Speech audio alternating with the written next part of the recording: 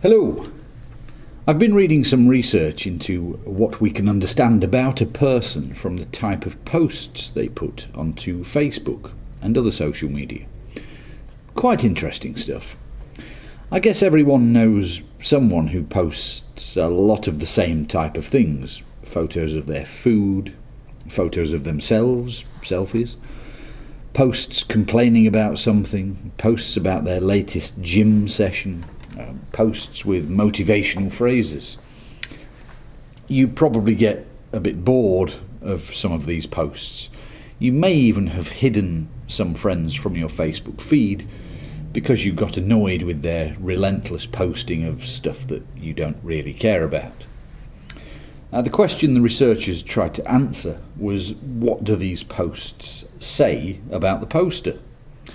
Most of the answers are actually fairly obvious, but it's worth running through them as they lead us on to the second part of this talk, a more serious topic of dealing with mental health issues, and finally the third part, what researchers are doing with the language used on social media feeds. So firstly then, what can we understand about a person from the type of posts they put onto Facebook? Well, people who post a lot about their social activities and everyday lives are, not surprisingly, more extrovert. I say not surprisingly.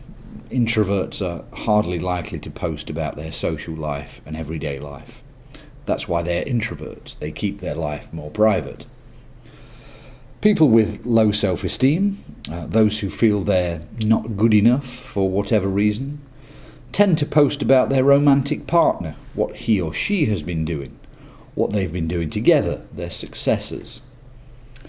People who are always worried about things or very sensitive, in other words neurotic people, use Facebook to seek attention with posts about what's gone wrong and what's worrying them.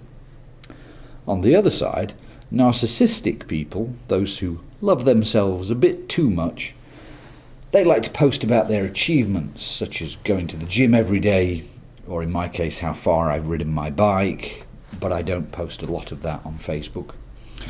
Obviously, that friend you have who posts selfies at least once a week is at least a little bit narcissistic. So yeah, nothing too surprising there.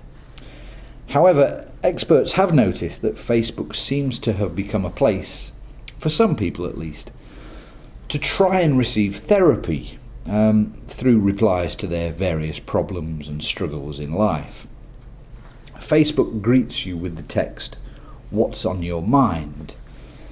And this is very often what we think a psychologist or a psychiatrist or therapist might say to a patient.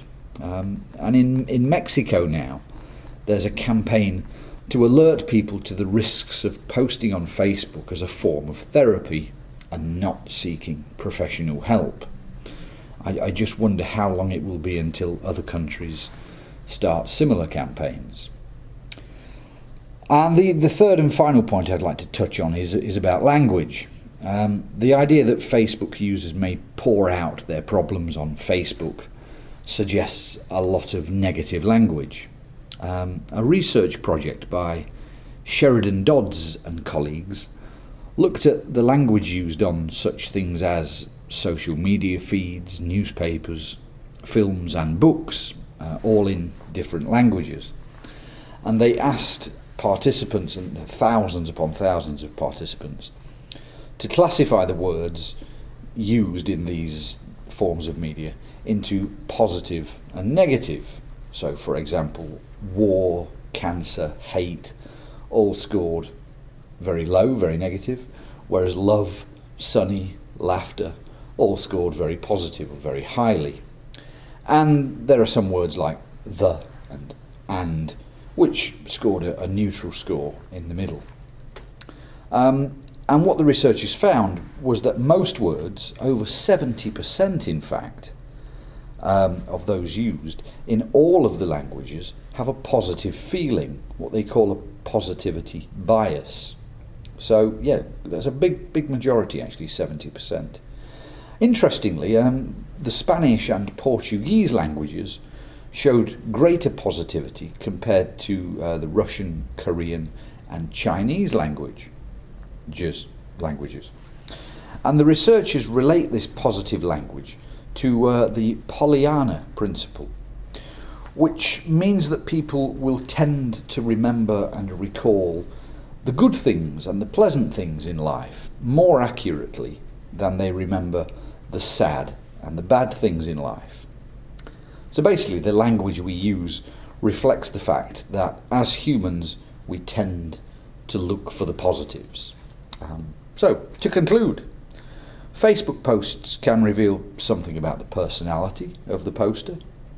Social media should not be used as a substitute for proper psychological help.